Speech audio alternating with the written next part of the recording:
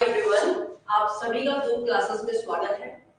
आज का ये वीडियो बहुत ही स्पेशल है उन बच्चों के लिए जो बच्चे बैंकिंग, एसएससी, एनडीए, इंग्लिश की तैयारी कर रहे हैं, specially for English I am talking about. और जिन बच्चों को लगता है कि इंग्लिश की वजह से ही उनका क्या रह जाता है, बैंकिंग हो गया, चाहे एसएससी हो गया, एनडीए हो गया, क्वालिफाई नहीं करता, तो आपको बहुत ही आसान तरीके से इंग्लिश को बिल्कुल बेहतरीन, बिल्कुल सिंपल तरीके से समझाया जाएगा। जो क्लासेस मैंने दी, I am going to teach you English for your SSC, NDA and banking. इसलिए जो बच्चे भी इंटरेस्टेड है बैंकिंग की तैयारी करने के लिए, चाहे वो एनडीए है या फिर आपकी एसएससी, तो वो दो क्लासेस में दिए हुए डिस्क्रिप्शन बॉक्स के उसमें संपर्क कर सकते हैं।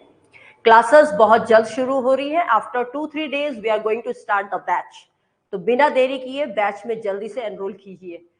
सो before moving on to the syllabus I am discussing, I would like to introduce myself before that. My name is Deepika Dhimri.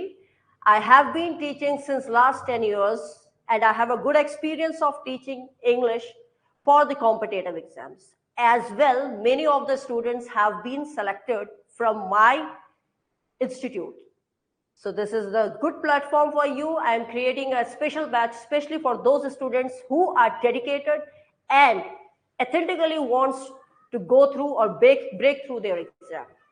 So without delaying, you just start with the subscription box and try to enroll as much as soon you can.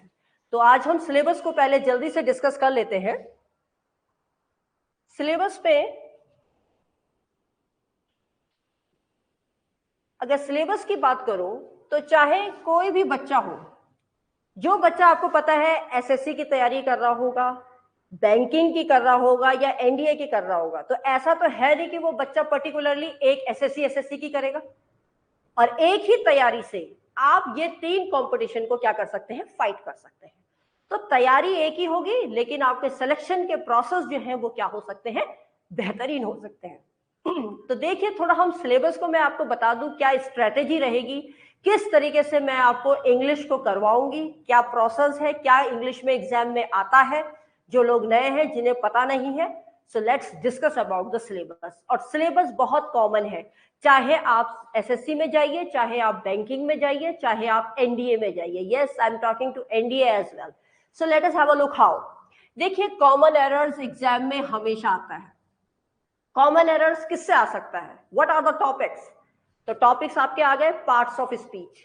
Parts of speech क्या हुए? Parts of speech में आपकी verb आ गई, pronoun आ गई, ये सारे interjections आ गए, ये सब के सब मतलब पूरी बेसिक ग्रामर को आपको कंप्लीट कराया जाएगा, राइट?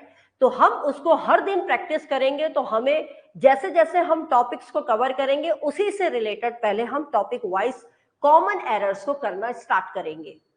तो every day if you will do this, definitely आप जब तक एग्जाम में बैठेंगे तब तक आपका क्या हो जाएगा, आप उसको कम से कम नहीं भी होगा तो 3 टाइम्स तो उसको रिवाइज कर चुके होंगे। फर्स्ट पॉइंट, तो कॉमन एरर से क्वेश्चन आते हैं, it is an important part. Next, moving on to the next section, वो है इंप्रूवमेंट ऑफ सेंटेंसेस। आपको मतलब कि सेंटेंस में त्रुटि है और त्रुटि है, उस सेंटेंस को आपने सही करना है। अगर अब वो सेंटेंस में त्रुटि कैसे दे सकता है, कैसे उसमें एरर आ सकता है वाक्य में, सेंटेंस में? तो हो सकता है वो त्रुटि आपके कंजंक्शन से रिलेटेड भी आ सकती है, कंजंक्शन से रिलेटेड भी आ सकती है, या वो आपकी प्रपोजिशन से रिलेटेड भी आ सकती है, या वो आपकी कहे आर्टिकल से रिलेटेड भी आ सकती है। Conjunction, articles and your preposition. तो कहने का मतलब है हमें ग्रामर को हर सेक्शन में ढंग से पढ़ना होगा और बहुत आसान तरीके से हर दिन आपको इससे एग्जाम्पल्स कराओगे, तो जितना ज्यादा आप प्रैक्टिस करोगे उतना ज्यादा आपको ये महत्वपूर्ण रहेगा। And at the same time you will feel very easy while you are going through your exam. आपको रटना नहीं है, आपको ऐसा नहीं पढ़ाया जाएगा कि आपको सिर्फ रटना है, you have to understand it. आप एक बार समझ जाएंगे तो automatically you will make no error. Moving on to the next part, that is your transformation of sentences. Voice बहुत इंपॉर्टेंट है। वॉइस, अक्सर बच्चे वॉइस में और स्पीच में, अगर मैं बात करूं दूसरा पोर्शन यही है speech, it is a scoring part. तो इसमें जो वॉइस है और स्पीच है, इसमें बच्चे अक्सर कंफ्यूज होते हैं और ज्यादा से ज्यादा वो गलतियां कर देते हैं। तो आपको बहुत अच्छी तरीके से विद रूल्स इसको एक्सप्लेन किया जाएगा, इसकी प्रैक्टिस कराई जाएगी, वॉइस और स्पीच को भी हम कवर करेंगे। पहले हम वो टॉपिक्स को कवर करेंगे जो डिफिकल्ट है, जो स्कोरिंग ज्यादा है, तो हम पहले उस पोर्शन को कवर अप करेंगे। Then of course this is true, I will start with voice or speech in my first class. Yes. Next चलते हैं fill in the blanks. Fill in the blanks भी आपका, मैंने बोला ग्रामर में आपके टेंस आ गए, कंजंक्शन आ गया, आर्टिकल आ गया, प्रपोजिशन आ गया, कुछ भी इससे रिलेटेड आप डिटरमाइनर्स आ गए, ये सब चीजें आएगी। वर्ब आ गया, वर्ब है, नाउन है, प्रोनाउन है, कुछ भी दे सकता है वो। तो sentence fill in the blanks, आपको सेंटेंस को पढ़ के आपको ऑटोमेटिकली आ जाना चाहिए कि इसके अंदर क्या फिल होना चाहिए। Is that clear? Moving on to the next part, that is your synonyms and antonyms. तो आपको अगर मैं ये बता दूं, सिनोनिम्स हो गए, एंटोनिम्स हो गए, ये आपको एक दिन में तो याद होंगे नहीं। तो जो क्लास में चलाऊंगी उसमें हम प्रतिदिन कम से कम 6 या 7 एंटोनिम्स, 6-7 सिनोनिम्स, 6-7 सब्स्टिट्यूशन, जिसके बाद आएगा वन वर्ड सब्स्टिट्यूशन, ये आपकी प्रतिदिन एवरी डे आप इसको क्लास में करोगे। मैं आपको इसको क्लास में करवाऊंगी, वो भी ट्रिक के साथ, आपको इसको कैसे याद रखना है, क्योंकि ये बल्क होता है। मतलब सिनोनिम्स अगर हम बात करें, एंटोनिम्स करें, या फिर हम सब्स्टिट्यूशन की बात करें, तो this is a bulk of vocabulary, you can say that, right? तो ये बल्क में याद होना इतना आसान नहीं होता, और आपको रटना नहीं है, क्योंकि रटोगे तो कभी याद नहीं होगा, वो ठीक एग्जाम के टाइम जाओगे तो आप भूल जाओगे। तो आपको इसको ट्रिक के through tricks I am going to explain you these things. Is that clear? इसके बाद अगर हम नेक्स्ट उसमें चलते हैं, इसके बाद अगर हम बात करें, नेक्स्ट स्लाइड की बात करूं मैं, अगर जस्ट अ मिनट वेट, तो इसमें आपका नेक्स्ट सेक्शन जो आता है that is your,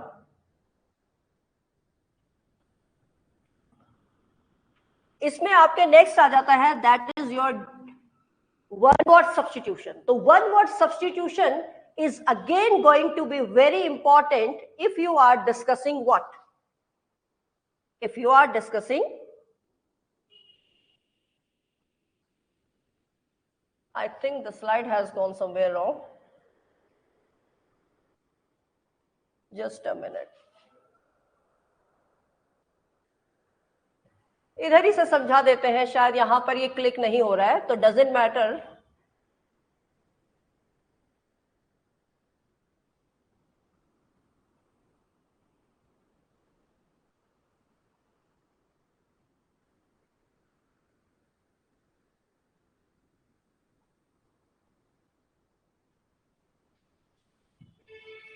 The slide is not moving. Okay, fine. We have already here. See, it have taken some minutes, but doesn't matter. Actually, I was scrolling for the first part and it was written like that, so I was a little bit confused. So it doesn't matter. अब हमारा जो main criteria है वो है, अब इसके बाद हम चलते हैं नेक्स्ट पार्ट, जो मैंने आपको बताया है नेक्स्ट स्लाइड में हम इसको कैसे करेंगे।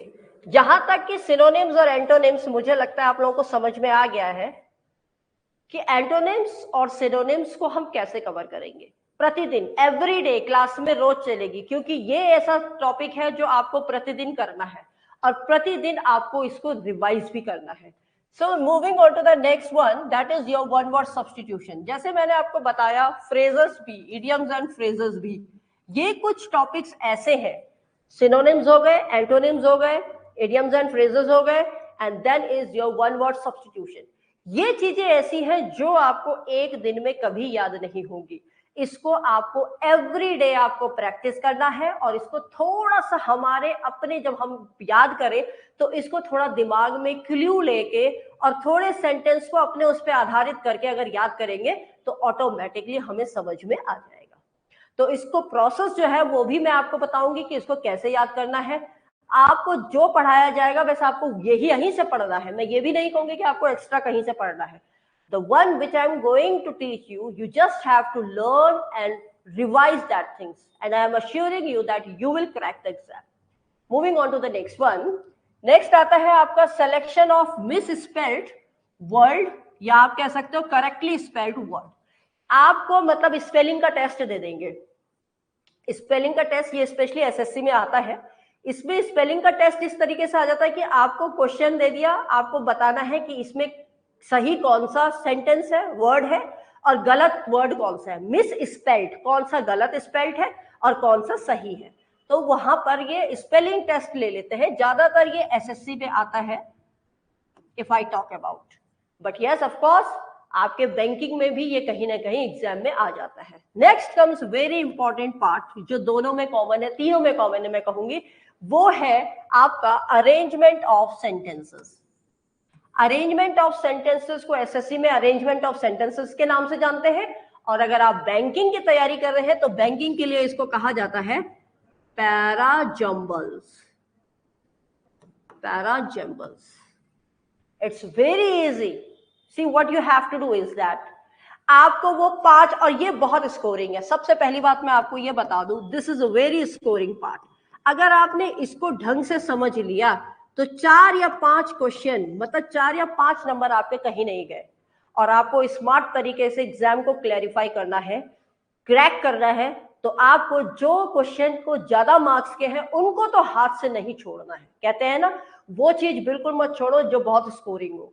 तो जो जितनी ज्यादा स्कोरिंग है उसको तो गलत करने का कोई मतलब ही मत छोड़ना। तो ये इसमें बहुत आसान है, बच्चे इसमें अक्सर कंफ्यूज हो जाते हैं। क्यों?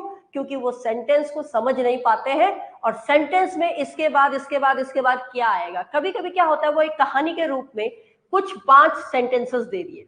अब आपको पता लगाना है कि ये सेंटेंस शुरू कहां से हुआ होगा और इस सेंटेंस का एंड कौन सा होगा। तो मैं थोड़ा सा आपको एक ट्रिक सा बता दूं, जब कभी भी आप पैराजम्बल्स या सेंटेंस अरेंजमेंट कर रहे हो तो आप 5 ऑप्शन दिए हैं तो 5, वैसे 5 मुश्किल से देते हैं, 4 दे दिए, तो 4 ऑप्शन अगर आपको दे दिए हैं तो पहले 4 के 4 में आपको यह पता लगाना है कि ओपनिंग सेंटेंस क्या बनेगा। आपने 2 चीज पे फोकस करना है। You have to focus on 2 points. One is your opening sentence and the other one is your end, conclusion वाला। बाकी बीच के 2 तो निकल आएंगे, पहला वाला और आखिरी वाला। इन 2 को अगर आप लोगों ने सही ढंग से जस्टिफाई कर लिया तो ऑटोमेटिकली उसके बाद का सीक्वेंस आप समझ जाएंगे। तो ये सब चीजें तभी समझेंगे जब आप प्रैक्टिस करेंगे, और आपको प्रैक्टिस कराने के लिए I am here to do that. Is it clear? चलिए, moving on to the next one, that is your cloze sentences. Again cloze sentences में मैंने आपको बोला आर्टिकल, प्रपोजिशन, कुछ भी आ सकता है, fill in the blanks, noun आ सकता है, टेंस आ सकता है, प्रोनाउन आ सकता है, वर्ब आ सकती है, एडजेक्टिव आ सकता है। इन ऑल हम कह सकते हैं कि ग्रामर का कोई भी हिस्सा आ सकता है। आपको बस सेंटेंस पढ़ना है, उसके बाद उसमें क्या कर देना है, आपने आंसर निकाल लेना है। तो सेंटेंस पढ़ के आपको जस्टिफाई करना है कि इसमें क्या आ सकता है। और आप याद रखें, जब हम फ्रेजेस पढ़ते हैं या हम इडियम्स पढ़ते हैं तो वो एग्जाम में अंडरलाइन द लाइनिंग फ्रेजेस क्या देता है, कभी कभी ये अंडरलाइन वाला फ्रेज का मतलब क्या है, कभी कभी वो एग्जाम्पल दे के पूछ लेता है कि इस फ्रेज में इसका क्या फ्रेज बनेगा।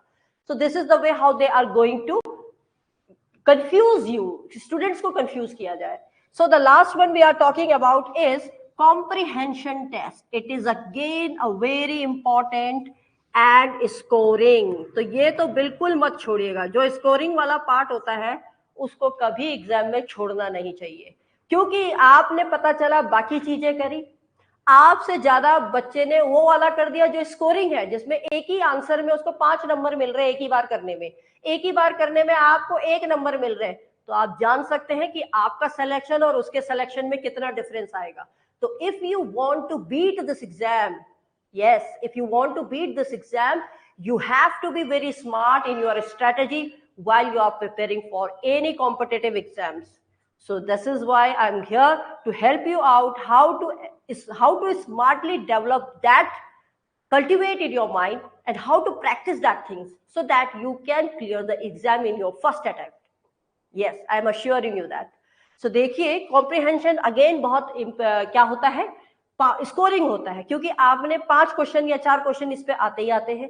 कॉम्प्रिहेंशन को पहले एक बार, ये एक दिन की तैयारी में बिल्कुल नहीं होगा, ये तभी होगा जब आप हर दिन प्रतिदिन कॉम्प्रिहेंशन की तैयारी कर रहे हो, हर दिन आप प्रैक्टिस कर रहे हो, तो आप इस चीज को कर लेंगे, क्योंकि फिर आपको रीडिंग स्किल बढ़ेगी। आप जैसे जैसे रोज कॉम्प्रिहेंशन करेंगे आपका रीडिंग स्किल डेवलप होगा, and at the same time आपको जल्दी जल्दी आपकी स्पीड बढ़ेगी और आपकी अंडरस्टैंडिंग बढ़ेगी। What is the process, how I have to do these questions. तो आप सबको इस तरीके से पढ़ाया जाएगा, ये सिलेबस पूरा कवर कराया जाएगा। और जो मैं आपको स्ट्रेटेजी जो मैं आपको कराने वाली हूँ इस क्लास में, वो बहुत ही इंपॉर्टेंट है, बहुत रेयर केसेस में मिलता है। Every day I will give you a practice set, and that practice set we will do every day and we will discuss it. 15 minutes I am going to do that practice set. उसमें comprehension mandatory है, comprehension आएगा ही आएगा। एक दिन मतलब alternate days comprehension को रोज चलाएंगे और उसके साथ हम कुछ add on कर देंगे। जैसे जैसे हमारा टॉपिक कंप्लीट होगा वैसे वैसे हम क्या करेंगे, स्पॉट द एरर करना स्टार्ट कर देंगे। पहले हम spot the error topic wise करेंगे, पहले आपको पता होना चाहिए कि ये स्पॉट द एरर हम इससे रिलेटेड कर रहे हैं, बट आपको पता है एग्जाम में ऐसा नहीं आएगा कि ये किससे रिलेटेड है। तो जब हम काफी सेक्शंस को कवर अप करते जाएंगे, हम प्रैक्टिस सेट करते रहेंगे स्पॉट द एरर्स की, तो आपको ऑटोमेटिकली पता चल जाएगा कि इस वाक्य में या इस सेंटेंस में एरर कहाँ है, किससे रिलेटेड एरर है। So this is the way how I am going to do this course. And आपको सिर्फ अपने 4-5 महीने बड़े पीसफुली डेडिकेटेड होकर यहां देने पड़ेंगे, तो मेरा वादा है कि आपका सिलेक्शन श्योर है। All those who are interested to join this course, please enroll it as fast as you can, because I am going to start this session in the next week. So enroll as much as you can do. Thanks for watching this video. Take care. Damn.